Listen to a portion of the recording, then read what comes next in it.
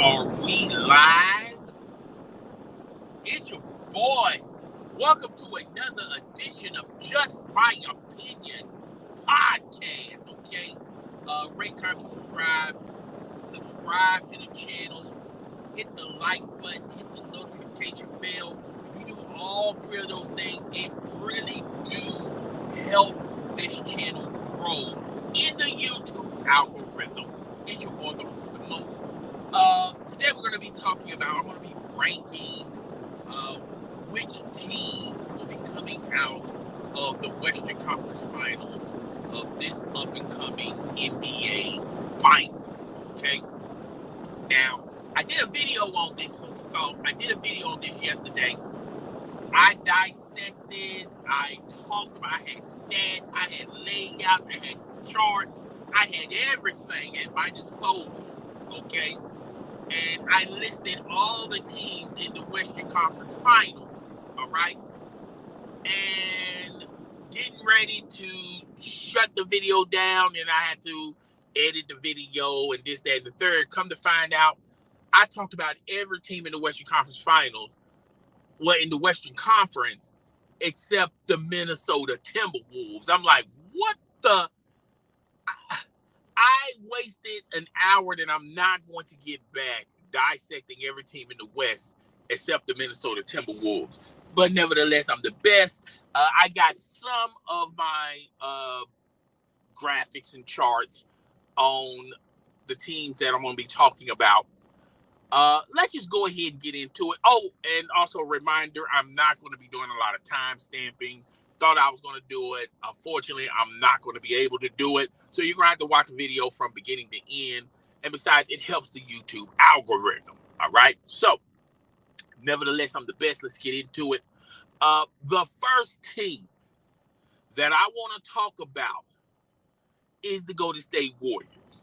The Golden State Warriors, if you look at their team, they got a solid championship head coach. They got an ownership that is willing to pay way over the salary cap into tax land just to have a competitive championship team. Let me rephrase that. They're willing to do whatever it takes to have a championship team. I think there are two different types of teams that are very that's in the NBA, particularly teams that are real serious about getting the chip, and that is teams with a championship mentality and teams that have a competitive mentality. Okay, championship mentality, they have high expectations. They believe that their team is going to be winning the NBA title. Competitive teams give it all they got. They roll the dice, and they're competitive from start to finish. Okay? But the Golden State Warriors have a championship mentality. When you look at their ownership, when you look at the head coach, Steve Kerr, when you look at the core veteran members of the Golden State Warriors, Klay Thompson, Steph Curry, Draymond Green,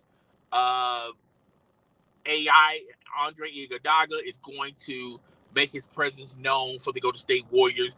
If you look at their young roster, the ones who contribute as far as the Golden State Warriors winning a title are still there. Kuminga, they're all still there.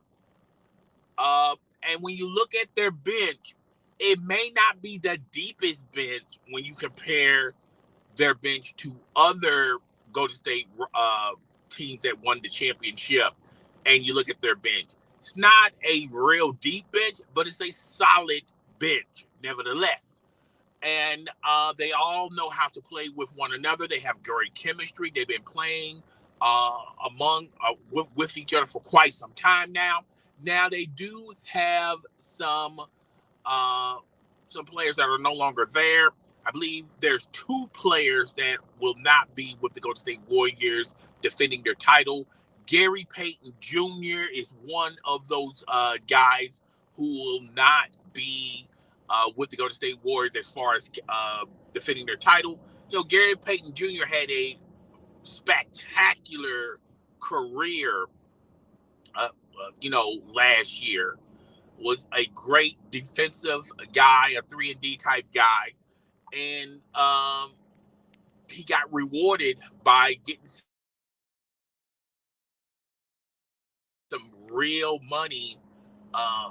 And now he's gone elsewhere. He's now with the Golden State Warriors. And I forgot the other guy that the Golden State Warriors no longer have.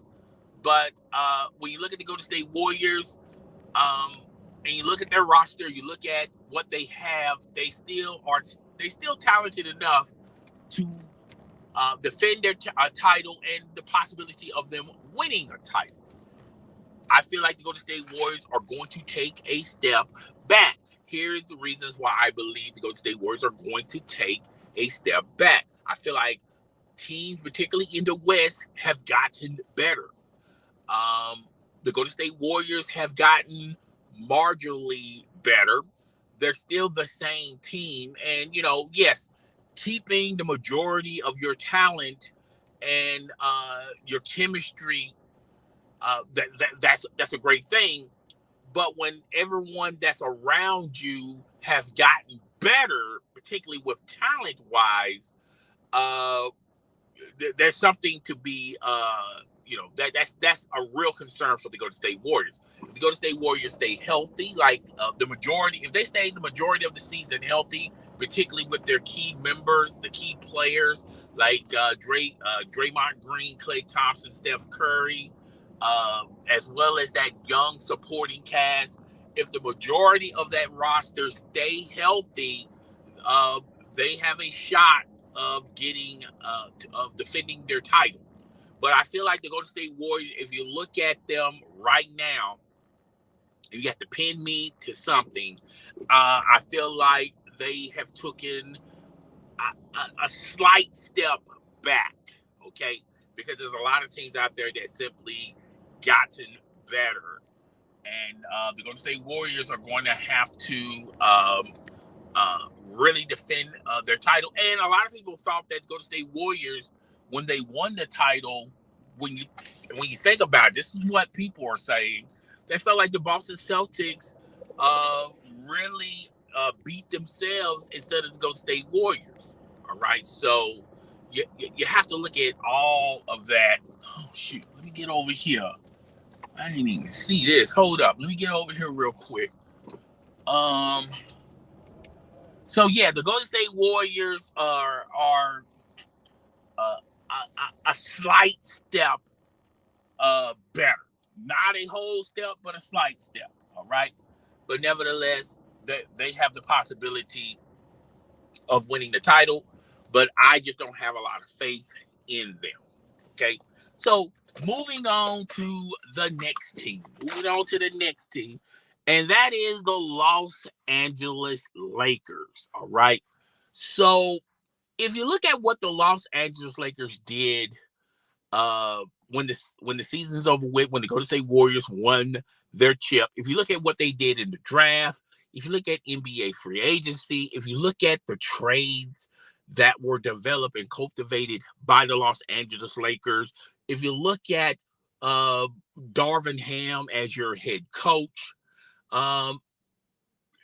they have done some pretty significant things with that roster. They tinkered with the roster. Now, of course, they wanted the biggest piece that they want to get rid of is Russell Westbrook. He has one more year left on his contract, which is, I believe, is $40 million plus. There's no team that's willing to take on that contract. And besides that, Russell Westbrook is not going to. He wants all of that money. He's not going to accept a buyout from either the Los Angeles Lakers, or if they get lucky enough, if there's there's an idiot born every day. If a team willing to want to take on Russell Westbrook's contract, thinking in the back of their mind that they can get him to take a buyout, you're sadly mistaken. So they're stuck like Chuck with Russell Westbrook. But if you look at what the moves they did, plus securing the bag with LeBron James. LeBron James signed an extension with the Los Angeles Lakers. I like what they did as far as trying to do something with the roster, but my issue with the Los Angeles Lakers, with those additions, does it make the Los Angeles Lakers significantly better? And I say no. They have a lot of guards, a lot of small guards on that roster for this up and coming season. A season ago, they had way too many forwards. Now they got way too many guards and even smaller guards. So the additions that they made, it doesn't equate to them as being a better, a competitive team or championship caliber team. All right. If you look at LeBron James, LeBron James can no longer carry a team like he used to with his stints with Cleveland, not only the first time but the second time, and with the Miami Heat, he can no longer carry teams. He has to be a Robin. He fully wants to be a Robin, and he's given the ropes and the opportunities to Anthony Davis. Anthony Davis is supposed to be the Los Angeles Lakers' savior. Now, ironically enough, when they won the title, even though it was a bubble championship and they played all their games in one stadium, still, you have to give it to the Los Angeles Lakers. They won the title, but a lot of people don't talk about how they won the title. They won the title more foremost is Anthony Davis played a majority of a lot of games in that title run, particularly in the playoff run. All right. And if you look at what happened to the Los Angeles Lakers after winning that ring, defending their championship, and even last year, 2 years ago, they were the last seed in the playoffs, and they got beat down by the Phoenix Suns, and that was 2 years ago. Last year, they couldn't even make it into the playoffs. They had a hard, difficult time making it in the play-in tournament. Okay, so the Lakers are not going to go any further if they can't get Anthony Davis to play more than be injured. All right. And you still got LeBron James. He's got nagging injuries.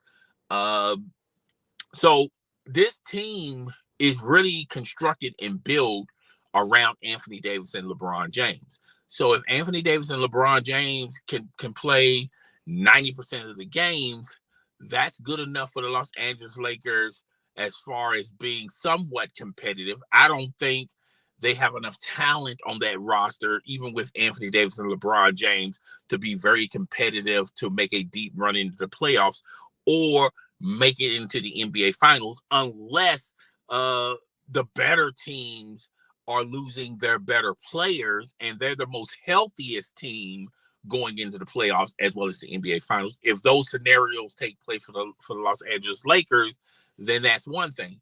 But if you look at it as everyone being healthy, no one being injured, the Los Angeles Lakers are going to, I don't think with what they have on their roster, their championship caliber team, or they're a very competitive team, but I do think they're going to win more games than what they won last year. And that's going to be enough for them to get the last seed or be in the play-in tournament. And then we'll just have to see what happens from there. So that's all I got for the Los Angeles Lakers. Next on the roster is the Los Angeles Clippers. Now, the Los Angeles Clippers, if you look at what they've done in NBA free agency as well as trades, they got a trade to get John Wall. Then they signed John Wall to an extension. I think with John Wall, being out for a couple of years, basically the organization just tell him just sit at home and just collect the check. I think that's very beneficial for John Wall. He got all his, he should be 100% healthy and ready to play the up-and-coming season. He's more of a traditional guard. If he plays off Paul George and Kawhi Leonard, that's going to be a beautiful thing with that tandem. Paul George is only going to get better. He was better last year, even without the services of Kawhi Leonard. There's still no verdict on whether or not Kawhi Leonard is going to make the season open, or is he even going to make? Is he going to be able to play this season? I believe he is. Kawhi Leonard's going to be a lot. He's going to be more healthier than he ever was with the Los Angeles Clippers. Paul George, he's got a lot of things to show and prove. And we saw glimpses of Paul George performances last year. And you got John Wall. They still have their roster in place. Reggie Jackson is still there. So, if you look at the Los Angeles Clippers, they are a talented team. Not sure about them being a championship caliber team because I haven't seen all three of them at once. So that's we have to leave that on the back burner for discussion. But I think they're going to be a very, very competitive team. Okay. So, I feel like they're going to make a deep run into the playoffs, and they may be representing the West, defending whoever's going to come out of the East, okay? But a lot of breaks are going to have to happen. I feel like they have a lot of talent on that roster. They have a strong-minded head coach who have won a championship, who's been around championship caliber teams. And you got Kawhi Leonard, you got Paul George. The sky's the limit for these guys. Okay, so I think they're going to be talented. They're going to take one of the top 5 spots, and we're just going to have to wait and see how everything shakes out and plays out. All right. So next on the agenda is the Dallas Mavericks. Okay. I feel like the Dallas Mavericks have taken a step back. Now, Luka is only going to get better, folks. All right. I've seen him train in the off season. He lost some of that baby fat weight. He basically played in the Olympics. If you look at Luka and what they have left on that roster, they're going to be a serious team to deal with. They can be an upset team. They could be a team that a lot of teams don't want to play in the first round of the playoffs. They got the monkey off their back with the Los Angeles Clippers and the Phoenix Suns. The Phoenix Suns were talking smack to the Dallas Mavericks, okay? And they beat the Phoenix Suns. So they got all the demons out of them. You know, the teams that had their number, they no longer have their number. They got Jason Kidd as a head coach. I think that's a solid move. But when you look at the Dallas Mavericks and you look at what they have left on that roster, it's not the best roster when you compare their roster from last year and the year before. They have lost some key players for that roster. Now that only means that players that was once coming off the bench, they're going to be making starts. So they're going to really contribute. They're going to need they're going to need these players to really contribute for the Dallas Mavericks as well as Luka. I feel like Luka's going to take it another level. And he's been working out. But I feel like this is a team where a lot of teams don't want to play them in the opening round of the playoffs. They got the monkey off the back with the Los Angeles Clippers and the Phoenix Suns. Those are two teams that now the Dallas Mavericks have their number. So we have to wait and see how this develops and plays out. We also have to wait and see if they're going to have more addition to that roster. All right. They have the capability to add more talent to that roster. So we have to wait and see how it plays out. All right. But they're definitely a contending team. All right. So moving on from the Dallas Mavericks, the San Antonio Spurs. Okay. The San Antonio Spurs. Okay, let's just talk about them real fast, real quick. Then we're going to talk about Houston next. I feel like the San Antonio Spurs are in the same driver's seat as the Houston Rockets. The San Antonio Spurs are rebuilding. They gotten rid of their best player, and traded him to the Atlanta Hawks. He's going to really contribute to the Atlanta Hawks, and they're just starting all over. They just want to add more capital with their draft picks. Okay, they're going to be cellar dwellers and just pick up enough draft picks to build their team. They're going to build their team that way instead of signing a significant free agent. All right. Greg Popovich is still with that team. That's a strong-minded team, a coach that has a championship resume. When you look at their organization, it is top-notch. So they're going to take their time, and they're going to build their team from within with the talent that they cultivate through the NBA draft. Okay. I don't know how long Popovich is going to stay.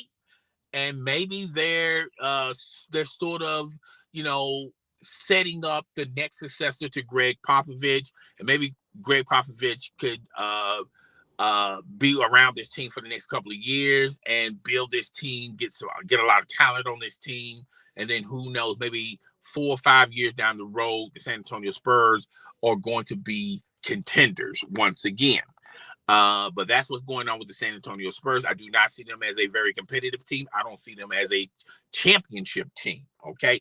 Now, moving past the San Antonio Spurs, let's talk about the Houston Rockets. The Houston Rockets have already been rebuilding ever since they traded away James Harden. All right. They have been collecting number 1 picks and been drafting pretty solid and pretty well. I feel like the Houston Rockets have enough talent on that roster to see whether or not what they have with this roster and with these players. If these players are the players that they want to cultivate and mold and develop, then they're going to have a very strong, talented roster, okay, with multiple talented players, all right?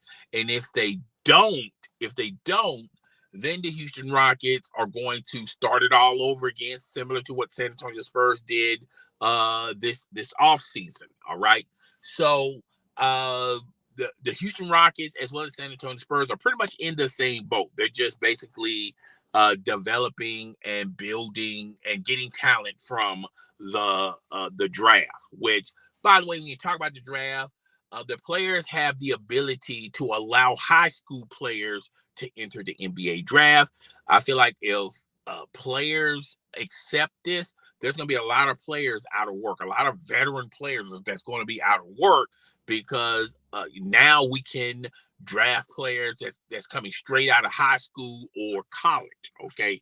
So if that goes through, that'd be very beneficial for teams like the San Antonio Spurs, the Houston Rockets, and the Oklahoma City Thunder. We're going to talk about them a little bit later. So that's what's going on with the Houston Rockets and the San Antonio Spurs. Next on the agenda is the Memphis Grizzlies, okay? The Memphis Grizzlies are a team that a lot of ball clubs do not want to see in this up-and-coming season, particularly out west. I feel like the Memphis Grizzlies had Golden State's number, and due to an injury, due to a suspension, they lost the series with the Golden State Warriors. I don't think the real reason why they lost the series to the Golden State Warriors had anything to do with the Golden State Warriors were better than the Memphis Grizzlies. I just think the Golden State Warriors capitalized off of John Morant being injured and a player being suspended. I think it was Bane that was suspended. I could be wrong on that, but the Golden State Warriors just capitalized off of the misfortunes of the Memphis Grizzlies. Okay, they didn't really beat the Memphis Grizzlies on a fair one. Okay, I feel like another year, some more chemistry, a more more additions to this roster. I feel like this could be the year for the Memphis Grizzlies, and I also feel like the Memphis Grizzlies could be the representatives of the Western Conference Finals and representing the West in the NBA Finals. I think they have a solid team. I think they have a solid coach. Lukewarm with the organization, but they have drafted pretty well. I think John Morant is understanding how the game is going to ultimately come to him. He's only going to get better. But I give the Memphis Grizzlies a strong endorsement and a strong chance of them being the leaders of the pack, being the beast of the West, and representing the West in the NBA Finals. Not a lot to say about Memphis because I think Memphis is not a good team. Memphis is a great team. All right. So moving forward to Memphis, we're going to talk about the Phoenix Suns. The Phoenix Suns, if you look at that roster, Chris Paul is still there. Booker is still there. They signed Ayton to an extension. Jay Crowder is talking about maybe being traded away from the Phoenix Suns because of him in management. I feel like this is the year where those bench players are going to make a huge minutes and possibly start for the Phoenix Suns. I think Jay Crowder is definitely going to get traded. Crowder's definitely going to get traded and probably move on because I think they already found their successor to Jay Crowder, and that's why they no longer need the services of Crowder. I think the Phoenix Suns have a solid team. They have a solid coaching staff. But at the end of the day, when you look at the distractions that they done had thus far, their owner, Robert Silvero, I think that's his last name. You guys know I butcher people's names on a consistent basis. That's going to be a distraction, even though he agreed to sell the team. That's going to be the primary focus in the media world. I think Chris Paul, this is pretty much it for Chris Paul. He may squeeze out one more year, but this is pretty much it for Chris Paul. Devin Booker has been stepping up, but he hasn't taken it to the next level because once Chris Paul hangs him up, it's going to be Devin Booker's team and DeAndre Ayton. Okay, I think DeAndre Ayton is going to ravish in this opportunity that he's going to have with the Phoenix Suns. But I feel like overall the Phoenix Suns are going to take a step back. I don't think they're the elite team. I feel like they're somewhere in the middle of the road, middle of the pack team, and they can still do damage in the playoffs. It depends on who they play against and if that player and if that team is dealing with some issues with their roster. You never know. Hold on one second. Okay, so that's all I got for the Phoenix Suns. Next on the agenda is the Portland Trailblazers. The Portland Trailblazers are caught in the middle. They're not bad enough to get a top pick in the NBA draft, and they're not good enough to be the elite team going into the playoffs. I think they're going to be in the middle of the pack. I think the Phoenix Suns are going to be a game or two better. I say 10 games better than the Portland Trailblazers. CJ McCollum is gone. Is pretty much, what they have on the roster. Damian Lillard is Damian Lillard or nothing. Okay, Damian Lillard or nothing at all. That's pretty much it. I think he's going to have a phenomenal season, but I don't think it's phenomenal enough for them to be leaders of the pack in the playoffs. And, like I said, they're not going to suck so bad where they're going to get a top pick, all right? And that's going to really hurt the growth and development of the Portland Trailblazers. I feel sorry for the Portland, but it is what it is, unless they somehow, some way trade Damian Lillard. Okay. But that's all I got for the Portland Trailblazers. Okay. The Denver Nuggets. Okay. The Denver Nuggets have, they have lost a lot of additions to this team. All right. And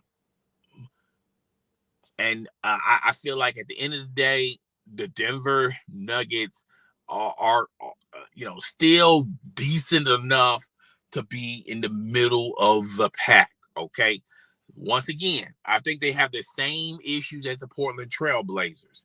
They're not so bad that they're going to be selecting some draft picks, but they're not that good to win a title. So that's pretty much it for Denver. And I can say the same thing about the Utah Jazz. I remember 4 years ago, I said 4 years ago in the West, Denver and Utah are going to be the beast in the West. Because if you look how they were drafting and you look how they were doing in NBA free agency and you look what they did with trades and things of that nature, it had all the making of these guys being dominant players in the Western Conference Finals. And what a year a team makes. What a year a difference makes. Okay. So Denver and Utah are pretty much in the same boat. All right. Now, let's move forward to the New Orleans Pelicans. I feel like this is the year for the New Orleans Pelicans to get into the upper tier of the playoff spot. They're going to be very good contenders. They got CJ McCollum. They got Zion Williams. And they also got, and I can't think of his name. He came from that trade from the Los Angeles Lakers when Los Angeles got Anthony Davis. I can't think of his name right now. I do apologize. I'm sorry. I done went through here for 32 minutes, and that's the first name I forgot. It's gonna come to me, but hey, look, I can't remember all these players. All right, but nevertheless, if you look at the New Orleans Pelicans and you look at what they did at the second half of the season, they were major players. Okay. And I feel like Zion's going to come back. I think Zion's going to make a huge difference for the New Orleans Pelicans. And the New Orleans Pelicans are going to be a very above average competitive team. All right. I don't think they're going to be in the middle of the road. I do think, and I do feel like they're going to get one of the top 5 spots in the NBA when you talk about the West. All right. So New Orleans has done a phenomenal things in the offseason as well as the draft. Can't wait for these things to materialize and see how far New Orleans can go. I'm not going to bet and say they're going to make it all the way to the Western Conference Finals, but I think they're going to make it very deep and very far. Now, if you look at the Oklahoma City Thunder, I feel like this year, the Oklahoma City Thunder, if you look at the players that they've been drafting for the past couple of years, they have a makings of a great, phenomenal team. But this team, we won't know the apex of this team for another 3 or 4 years. I think they're going to capitalize with the picks that they had, the past couple, the high picks they done had for the past couple of years. I think they're going to have a losing record this year. And they're going to collect another high-level draft pick to add on top of the bevy of talent that they already have with the Oklahoma City Thunder. I think they're going to be cellar dwellers. I don't think they're going to be that extremely bad. But I think if you look at the Oklahoma City Thunder, the Houston Rockets, the San Antonio Spurs, if you just look at just those 3 teams, Oklahoma's team is more talented than the teams I just mentioned. Okay. So we'll have to wait and see. They have some young, undiscovered, hot talent there that needs to be cultivated, that needs to be developed. But as of right now, you're not going to be able to see it now or anytime in the near future. So Oklahoma City Thunder, they're just going to cultivate more talent and stockpile that talent. All right. Moving past the Oklahoma City Thunder, we're going to talk about the Minnesota Timberwolves. The Minnesota Timberwolves did a phenomenal run last year. They got deep into the playoffs, but they ultimately lost. And I feel like it was immaturity from a lot of the players that used to rep for the Minnesota Timberwolves. But if you look at Cat is really developing himself as as the leader of the Minnesota Timberwolves, and I feel like Cat is showing that, and he's showing a lot of people that if they had to do it all over again, the Lakers probably would have traded for Cat than Anthony Davis. I think Cat is more sound and skilled than Anthony Davis. Plus, he's not injury prone like Anthony Davis. So I feel like Minnesota's going to make a run, and they're going to be above 500 team, but I still don't think they have enough talent in place or a championship mentality in place for them to beat the likes of the Dallas Mavericks, the Golden State Warriors, the Los Angeles Clippers. I think they're good enough to probably give Phoenix a run for its money, but they don't have enough to beat the Memphis Grizzlies. So that's all I got on Minnesota. And moving to Minnesota, we're going to go to Sacramento, the Sacramento Kings. Now, if you've been following me on this channel or my other channel on YouTube, I was co-signing the fact that the Sacramento Kings, with the additions that they had in the NBA draft, there was going to be a phenomenal team. And I thought they were going to be a phenomenal team, but a lot of things came along. I thought Buddy Hield was going to be a great addition. I thought Luke Walton, as young as he was, could possibly be an addition for the Sacramento Kings, and it just all went haywire from the Sacramento Kings, and they're basically starting all over. They just simply starting all over. I feel like out of all the teams I just mentioned, I feel like the Sacramento Kings are in the worst position because they don't have enough talent to cultivate or develop. You don't know what direction they're going to go in as far as players that they want to sign or pick up through the draft. I think the Sacramento Kings, out of all the teams in the West, they are by far the worst team in the NBA when you're talking about on the West side of things. They don't have enough young talent that you can say, okay, maybe, a couple of years, this player is going to become something else.